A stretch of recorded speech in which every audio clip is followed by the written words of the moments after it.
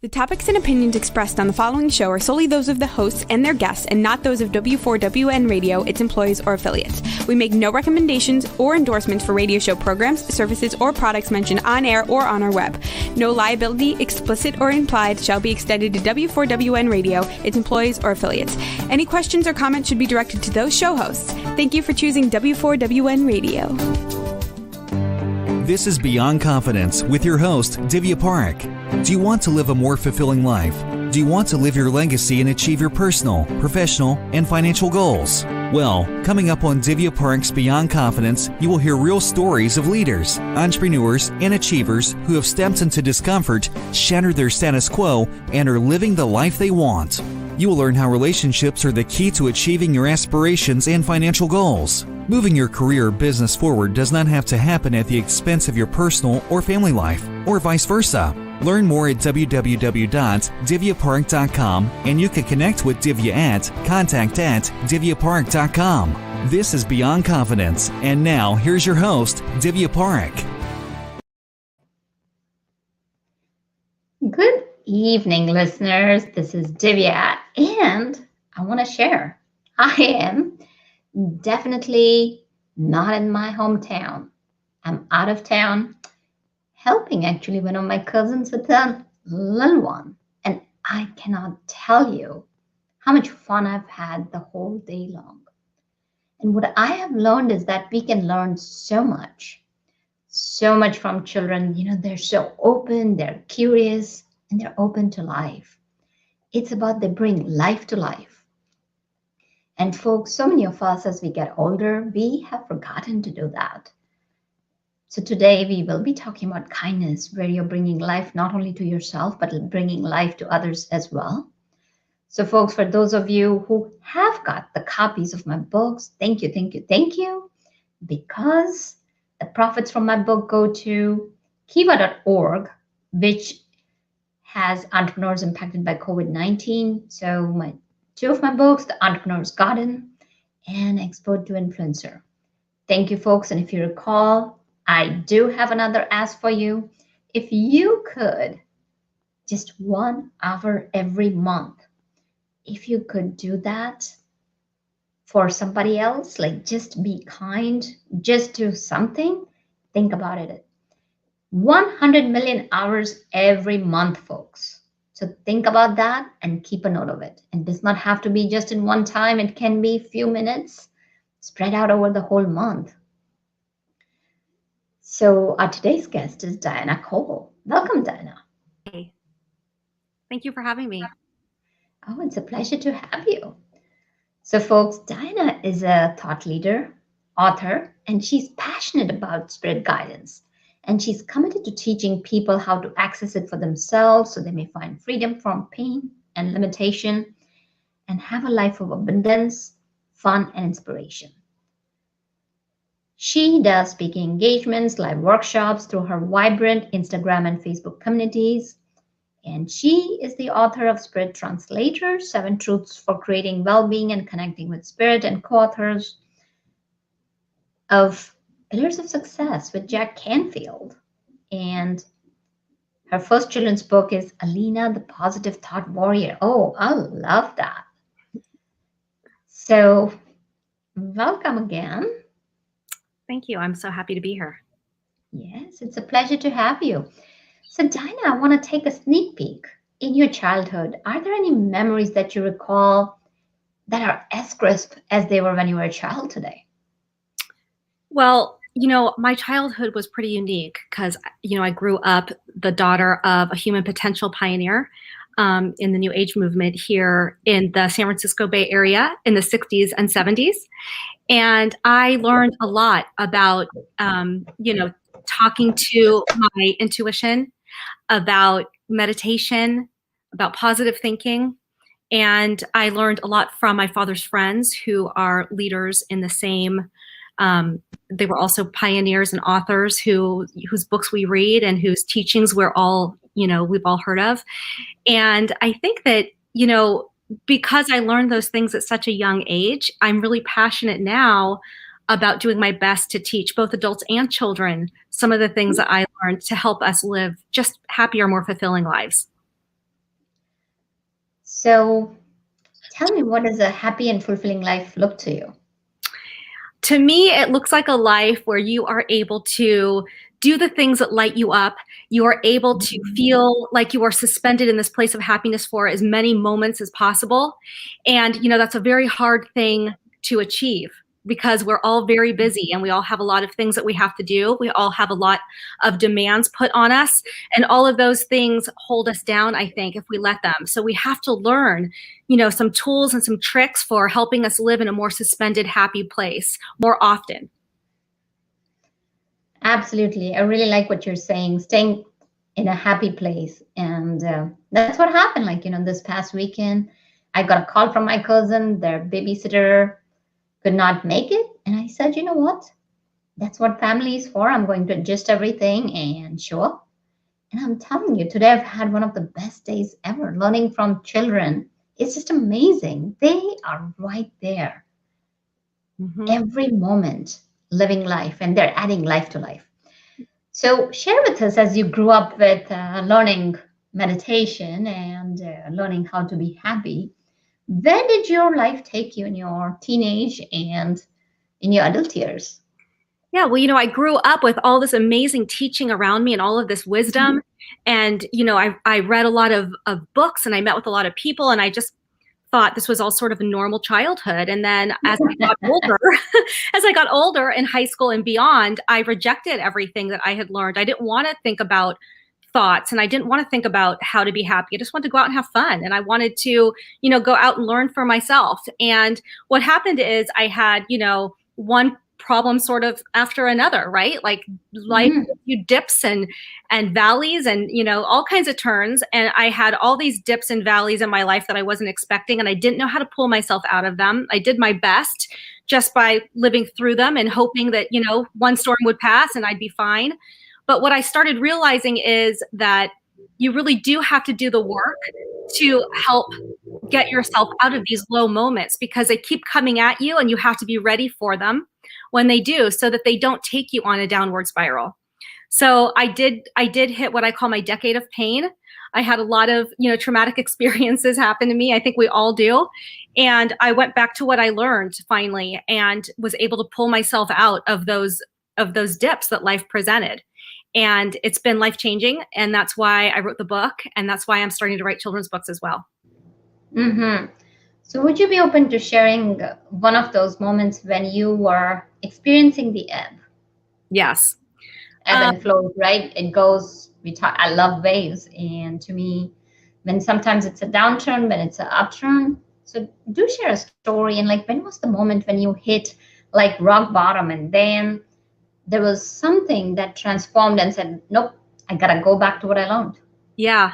Well, I think the thing that happened that really changed for me was that I was in just a really bad spot. I was a single mother. I owned exercise businesses, which were not very profitable. I had a lot of people working for me. I was being pulled in all kinds of different directions. I was just getting off a divorce, and I was feeling really taxed, and I was starting to not enjoy what I was doing anymore. And I wasn't sure how I was going to pay my rent the next month. And I realized I was living in this life that I didn't think I'd ever be in. I just really got to this bad spot and I didn't have anyone to turn to. And it was then when I decided I needed to turn to what I learned, and I needed to just go inside. I needed to stop all of the noise around me. I needed to get into quiet and stillness. I needed to meditate, and I needed to connect with that part of me that's connected to everything, so that I could get the answers to pull myself out. And what happened was I got all kinds of answers on how to pull myself out of this spot. I just had to follow the guidance, and I did. And it miraculously, things started shifting and changing. My businesses started falling away and closing. I knew new business opportunities started presenting themselves to me. I met, the man that I'm now married to. And things just changed like overnight. I just started feeling so much better. I feel like my life was sort of renewed in that time. So I say now that, your pain is your gift, because if you know how to pull yourself out of it, then you're ready for anything else that happens. And miraculously, what happens is you seem to glide pretty easily after that. That's powerful, that your pain is your gift. And so when you say that you decided, can you describe that moment to us as to what went through your mind and your heart as far as feelings are concerned? Because so many times what happens is that people are experiencing those emotions, and when someone like you shares what they were feeling and how they turned it around, like, how did you deal with those feelings, what you were experiencing, and how did you deal with it? Yeah, well, I can talk about it now with a smile on my face. So I appreciate you asking me this question, because it felt like I needed to choose to live. It felt like I didn't have anywhere to go, and I didn't have anyone to go to. And it felt like not only was it me that was drowning, I had a small child at the time who was going to be drowning with me. So it felt like I was in a position I could not get out of, and it felt like I didn't know what was going to happen, and it was really scary. And it got to that scary moment. It had to get to that scary moment for me to basically say, okay, I surrender. I need to go back inside, and I need to figure out now I'm the only person I have. And I don't need to figure this out with a human thinking mind. I need more than that. I need divine intervention. I need to tap into that source of wisdom and love that I know is here for us. I learned it was here from us. I believe it's here for us. And it's time for me to tap back into that so that I can pull myself out of this. And it was a real effort, I think, on my part. It was a decision that I made. It was a decision to live and to flourish, because I can see how in those moments it would be hard to make that decision for some people. Very powerful, Dana. I had to make a decision to choose to live. And so often we forget that, we are bestowed with the most precious gift of all, which is life itself. And as you mentioned, that we just keep on cruising through life, being busy and not experiencing it. And so when you talked about that, thank you for sharing. It's hard to share, and yet at the same time, it's important for people to hear that they could be in the depths of doom, and they could be thinking that, oh, everything is dismal. And yet, as you mentioned about how you turned the corner, people can turn around too. So if, let's say, somebody was in that situation, what would you tell them to do in that moment? Well, I would say that there's two really important things. The first thing to realize is that your self-talk is your prayer. What you say to yourself and about the world around you becomes your life. It's really, really important to stop the dialogue in your head that is negative. And we all have it, and starting small is really, really important. Just starting with, I'm happy in this moment. I'm grateful for this moment. I'm grateful that I am looking out my window and I see a beautiful tree. I am grateful that I am breathing. Like, start small, and change the dialogue that you're having with yourself. That is key. The other thing is to adopt a practice of stillness. Now, I know that it's very hard when I talk to people about meditation to get them to really adopt a meditation practice, because it takes time. And I think it's mysterious to a lot of people. And I think it's hard, sometimes to just slow everything down for 20 minutes or 30 minutes. So what I ask people that I work with, or, people that I'm teaching, I ask them to take 3 to 5 minutes of their day to be still. No noise, no internal worry, no looking at your phone or waiting for it to ring, just complete stillness for 3 to 5 minutes. And it's amazing. 3 minutes can feel like a lifetime. When you put your phone alarm on for 3 minutes and you're not used to it, I know it feels like a long time. So just being still enough to stop your thought processes helps you create better ones once the stillness is resolved. You said it that meditation can seem something that's mysterious. And here's what I can share with you that while I was a kid and we were having a family reunion and all the kids were running around, and one of my cousins who was really, really good with meditation, he just put all of us in line. I think so. I was probably like 5 or 7 years old. Had us sit down, take a deep breath, and just kind of taught us. And it's amazing, like how I kind of picked up that habit and it became second nature. And then as I went into science, I was like, let me check it out. Is it really all that it's supposed to be? And surprisingly, studies after studies after studies show how meditation, and folks, if you're thinking about how there are different states like, alpha, beta, theta, and delta, there are proven studies that show that mind goes in those different states, and they have shown. And folks, if any one of you is looking, like, if you're questioning, feel free to reach out to me and I'll be happy to share those studies with you. Is that your blood pressure goes down, your stress hormone levels, not to go into details, go down, and there are definitely benefits. And you're absolutely right that bringing that stillness. So tell me, when you talk about stillness, what does stillness look like to you? Stillness to me is about being quiet externally and internally. It's about turning off your thought processes, your to-do lists, and your worrying mind for as long as possible. And when I say as long as possible, I mean, it's hard to do it. I know it. 3 to 5 minutes to start is great. And if you could work up to 30, your life would change, right? That's really what meditation is. It's the absence of all thought, and it's the absence of all noise, internal and external. So when you're able to get into these grooves or these habits of finding stillness for yourself, you start wanting more because it feels really good.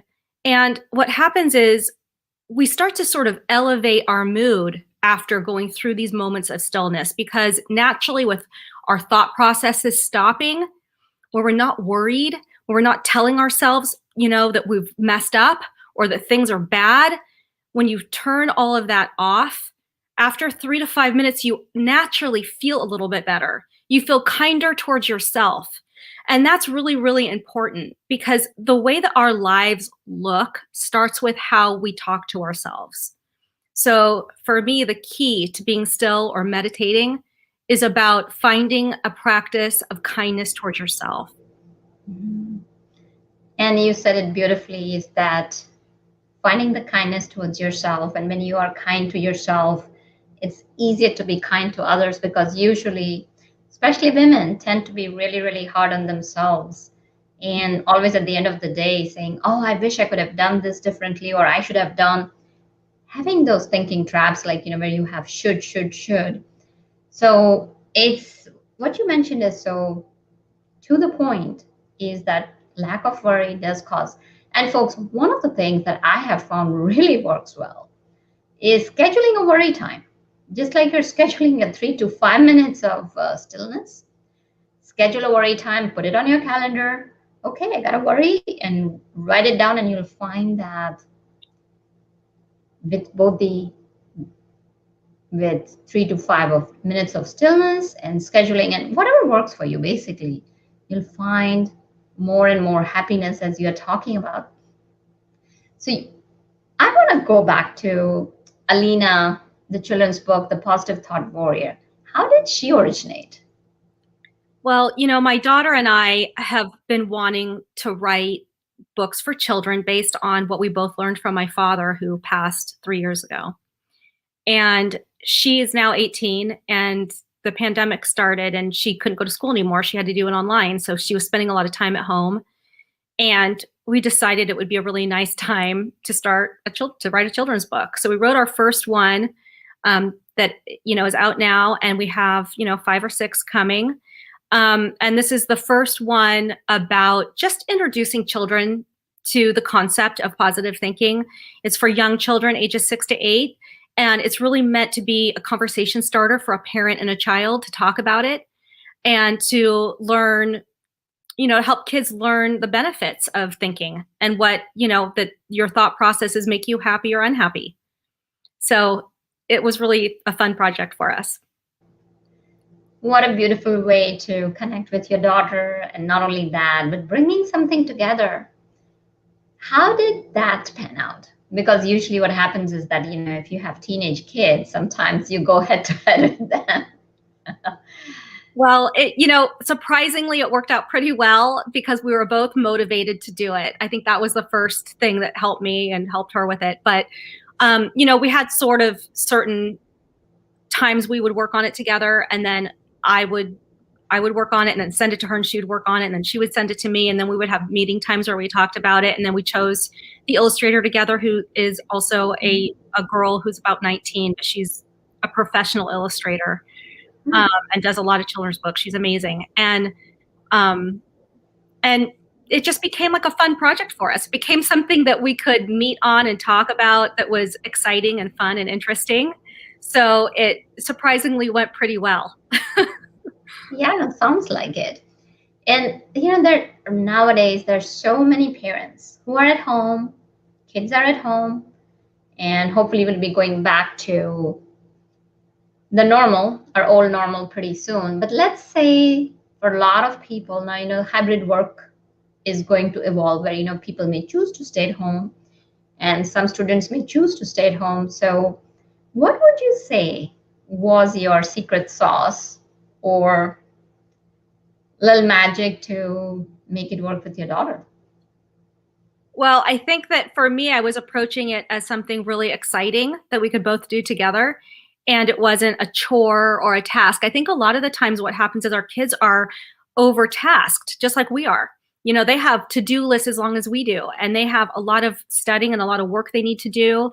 And I feel like, a lot of the times they think that they've got a lot to accomplish, and they're not always accomplishing everything they set themselves out to accomplish. So I think that, with this project or with any project that you do with your child, if you see it as something that's exciting and fun that you can do together and not something that needs to be checked off a list or not something that, has a deadline attached to it, then I think that it's a lot easier. I let it flow. It took as long as it took. It didn't take long, but we didn't have a deadline attached to it. It was just going to be something fun that we did, that we scheduled once a week until it was done. And then we looked at the illustrations together and tweaked them together. And it was really fun.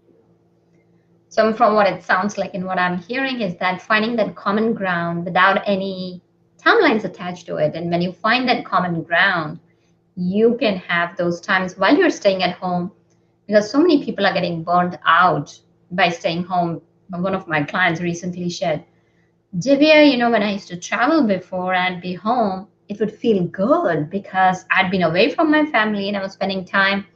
Now everything spills into like, there's no work boundary, there's no home boundary, we are spilling into each other's lives.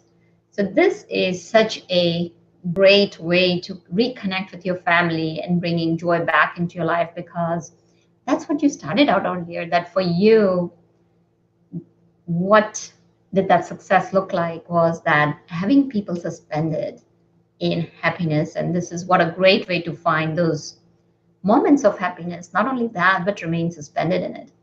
Mm-hmm. So Diana, you talk about no pain is equal to no pain. Can you expand on that? Yeah, that's something I started talking about when I owned my exercise studios, because time after time I would have, women walking into my studio and saying, well, it has to hurt today. No pain equals no gain. And I would always say, no, actually it's no pain equals no pain. Because what happens is that our emotions, our feelings, our thoughts, like attaches to like. So when you're putting yourself in a place of painful emotion or painful physical experience, you tend to aggravate that experience and produce more of it. So the people who, to me, were saying no pain equals no gain are the people that were always in pain. They were injured and they were always looking for something to do to get out of pain. And the people, I think, that an emotional standpoint were saying the same things to me, just in different words and different ways, were people who kept hitting painful times in their lives. And I think that it's really important for us to take the stance of staying away from pain, both physically and mentally, as much as we can so that we can live in this place of no pain. I really believe that our experiences here are not supposed to be about pain. Challenge, yes. Pain, no.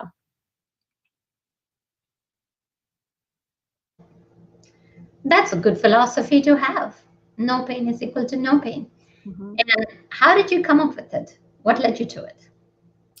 Well, it just sort of was something I started saying because I was seeing so many women every day in my exercise studio, and I was teaching them classes every day. And I just kept hearing this no pain, no gain thing. So I just started saying no pain equals no pain. And then as I started, researching pain, when I had a back injury, which is why I opened my exercise studio, because I figured out how to get myself out of pain.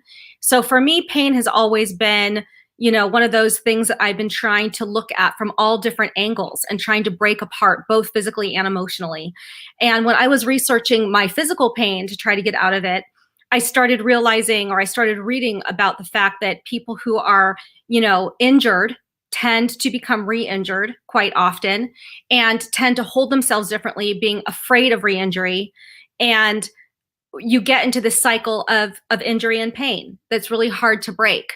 So breaking the pain cycle for me was really, really key from a physical standpoint at that point in my life. And then later, when everything sort of fell apart, the part that we talked about last time, breaking the pain cycle emotionally became really important. So although I say pain is a gift, it's also something that you have to learn how to hop out of that cycle. You have to learn how to get out of the pain cycle and how to be in the cycle of being, kind towards yourself and nurturing towards yourself. So you talked about how you came out of your physical pain cycle. And let's say if somebody were going through an emotional pain cycle, you have already shared some tips. Do you have a process that you use that you could share with our audience? Yeah, well, the first thing is about changing the way that you think, right? It's really, really important to talk to yourself kindly and talk about other people kindly and to other people kindly. It's really, really hard to live in a place where you're feeling good when you're not in this place of talking to yourself in a way that feels good, or talking to other people in a way that feels good. It's about creating feelings in your body that feel good by noticing things that feel good or that you enjoy, by doing the things that you enjoy, and by saying things that are kind to yourself and to other people. Those are really the most important things that I think that we all need to learn. Unfortunately, it's really tough because we live in a very busy world with a lot of action, a lot of TV, social media, comparing, judging. And it's very hard to break out of that cycle when you're looking at people that you're comparing yourselves to, or you're hearing people being judged, or you're getting involved in conversations where you're judging others. So, for me, it's really just about changing the dialogue internally and externally. Beautiful. Some really profound nuggets over here, Diana. So question for you. You talked about being kind to yourself and doing things you enjoy. And so many times what happens is that I have observed time after time after time, and which is almost like what is personal is universal.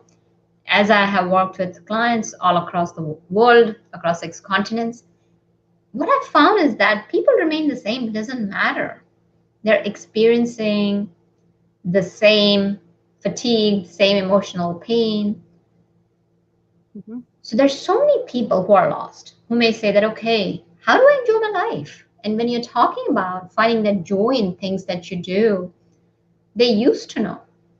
People used to know what they really enjoyed and what brought them joy. And if they've lost the joy, how can they find it back? How can they find their way back to it? And how can they find the things that would give them joy? Yeah, what happens, I think, is that we do tend to default to our default self, right? To the person who you've always been, the person who goes through life in the same way, saying the same things to yourself and other people, feeling the same emotions over and over again. We get in these habits of how we look at our life and what we say about it, right? Mm-hmm. And for me, when I talk to people who are where you're saying, where they don't feel kind of happy doing anything anymore, or they don't really find anything to be grateful for. And that does happen sometimes, where I talk to people that say, I don't really have anything to be grateful for, so now what, right? It's about going back to the child self almost and looking at life in wonder again. It's about starting from zero, from ground level. It's about walking outside and looking at a flower in amazement that it's bloomed. It's about hearing, birds singing and being happy that you could hear that you are given the gift to hear that. It's about looking at your child or your sister or your brother or your loved one, your parent, your husband, your wife, and just saying, I'm so glad this person's here in my life. I'm so grateful I have this person here with me, right? It's about reconnecting with the things that are at the very basic levels, love or appreciation or beauty at the most basic levels. I'm not asking people to make huge leaps about saying their lives are great when they're not, because that's not going to help anybody. It's not, you can't take that huge nugget right away. You have to start small, and you have to start looking around at the things that you really enjoy. If you enjoy sitting outside and feeling the sun on your face, then do it for 5 minutes. But while you're doing it, talk about it to yourself. Talk about how much you love it. Talk to yourself about what you're doing, not about your worry list or what you're buying at the grocery store or what you have to do next. Talk to yourself about loving the feeling of the sun on your face and how good it feels and how warm it feels and how amazing it is that we have a sun outside, that we can walk out to anytime we want. It's about talking to yourself about the things you enjoy. You can enjoy reading a magazine outside on your couch. That's fine. Then do it and talk to yourself about it. I love that I'm holding this magazine. I love that I'm sitting on this comfy couch, right? I have people tell me the only thing they enjoy is petting their dog. That's great. Then talk to yourself about how wonderful it is to pet this little being that you get to care for, that is happy to see you anytime that you're there. Just talk to yourself about the things that make you happy. Talk to yourself about those things more than the things that you notice that don't make you happy. Yeah, from what I'm hearing, what you're mentioning is that reconnecting with life and grabbing that moment, being in the moment, being mindful that I'm alive and this is a gift for me. And when you are mindful, it's amazing how different colors take on a vibrancy that was never there before. Because so many times what will happen is, this is several years back when I was just kind of transitioning from the corporate world into entrepreneurship. And when you're in the corporate world, you're on the go, go, go, go, go. I did make a point to meditate and all that, but it was still not the same. And I'd be going on a walk and even taking calls. It's okay. I gotta go for a walk. So the whole intention was I gotta get that exercise in. And when I stopped doing that, it was interesting walking down my street and noticing flowers. I'm like, really? My neighbor has such beautiful roses, that deep red, that velvety red. And just kind of standing there and looking at it. And it was just so amazing to see how cardinals were chirping and how that little, especially during the springtime, how the red buds had emerged and it had rained actually that day, and how the bark of the trees was so dark. And just, it's fascinating that when you bring the power of awareness to the moment, everything becomes so sharp. It's almost like you are getting a pair of new glasses, actually. So I want to go back to the point when you had mentioned that people are not feeling joy, and you have given some really great tips how people can reconnect with their lives. You mentioned surrender. So many people think that acceptance is approval of the situation. And I've always said that when you're accepting, it doesn't mean that you're approving. You're accepting it and then you're ready for the change. So can you tell, since you have experienced yourself, as to what does surrendering mean? I think that surrendering means deciding that you are not going to be a spectator of your life anymore. You're going to be a creator of your life.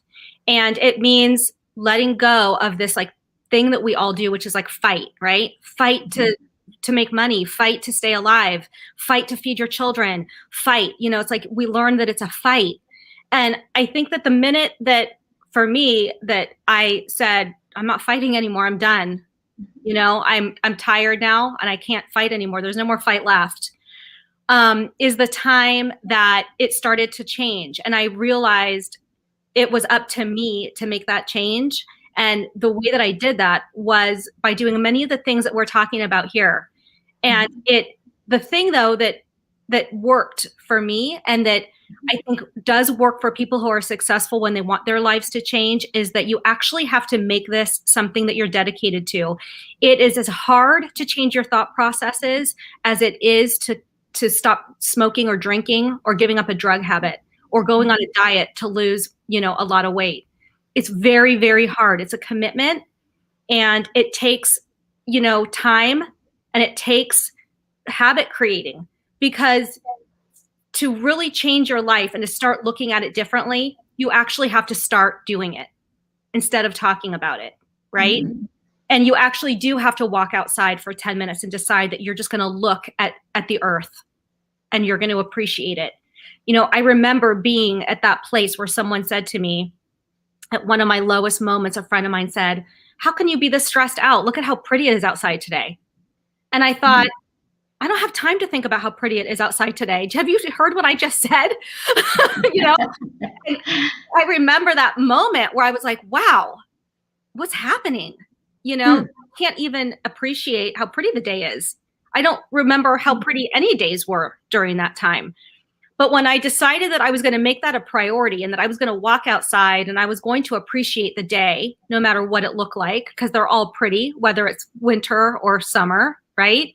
I was going to go outside and I was going to appreciate it for 10 minutes. And then I was going to, I was going to schedule some time for stillness for myself again. I was going to make that a priority instead of doing something different. Instead of being on emails or social media or making phone calls, I was going to be still. I was going to turn everything off and I was going to go back inside. And I was going to start creating my life by creating thought processes that created a better life than the one that I was living.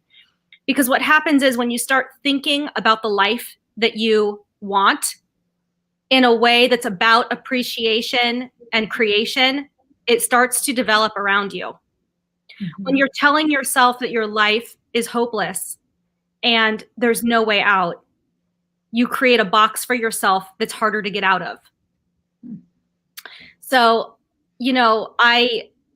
I think the most important thing is just to decide that you're going to start. You're going to take 10 minutes in the morning to be outside, and you're going to take 10 minutes during, your midday hour to be still. And, I also ask people who work with me to write lists of affirmations, but not in the way that we're used to. Lists of things you like about yourself, or lists of things that you're happy about in your current life, and post that list on your bathroom mirror or put it on your bedstand and read that list as often as possible to change your thought patterns. Whenever you start worrying, whenever things seem bad, read a list of 20 points about yourself that's amazing. It's really hard to stay in that place of despair when you're reading a list of points about yourself that are great, or about how beautiful your world is. Could you share a few examples of talking about how good I am or about your accomplishments, because that would help our audience get started? Mm-hmm. Well, yeah, because, it's really hard to do that because we live in this culture where we don't really speak kindly of ourselves to other people. It's like, it's more accepted, I think, to say things bad about yourself. So you become part of the group, like, oh, I'm fat today. Right? Or, oh, I don't look good right now. Or, oh, I've got a lot of wrinkles. Or, that's sort of what we're used to saying, especially as women and groups of other women. We don't want to be boastful, right? We don't want to brag about ourselves. We want to be humble, and we want to tell them how terrible we are. They like us better, right? So it's important to start small because we're not used to saying things about ourselves that are kind. So you have to start small. Things like, I love my child. I am a good mother. I love my pet, and I am a good pet owner. I am a great daughter. I love cooking dinner for my family. Make a list like this. I look good for my age. It could be anything. I feel good in my jeans today. How many times have you heard someone say that? right? But when you write those things down, right. you actually do start feeling better. It's when you tell yourself that you don't feel good, you don't feel good. And when you tell yourself you feel good, it's miraculous how quickly you can feel better.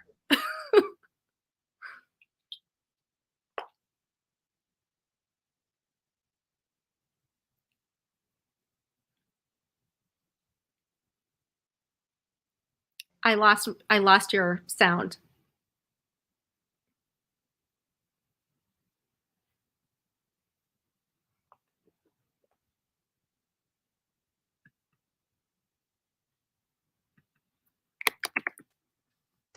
Divya, you're on mute.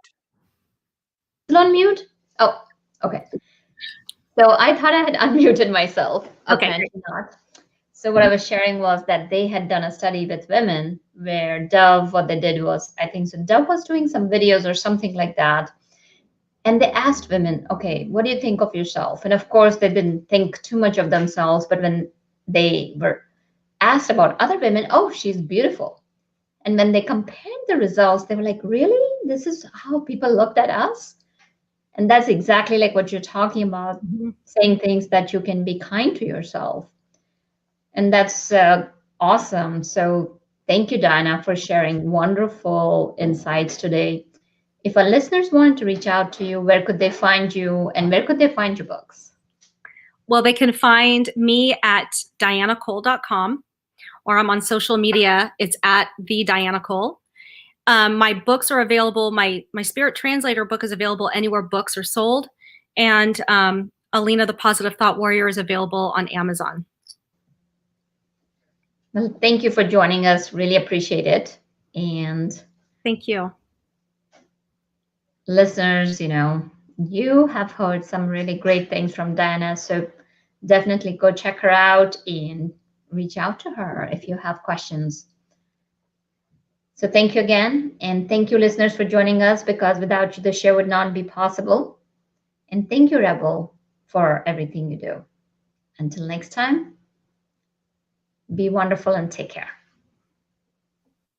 Thank you for being part of Beyond Confidence with your host, Divya Parekh. We hope you have learned more about how to start living the life you want. Each week on Beyond Confidence, you hear stories of real people who have experienced growth by overcoming their fears and building meaningful relationships. During Beyond Confidence, Divya Parekh shares what happened to her when she stepped out of her comfort zone to work directly with people across the globe. She not only coaches people how to form heart connections, but also transform relationships to mutually beneficial partnerships as they strive to live the life they want. If you are ready to live the life you want and leverage your strengths, learn more at www.divyaparekh.com. And you can connect with Divya at contact@divyaparekh.com. We look forward to you joining us next week, Monday, 8 p.m. Eastern Time.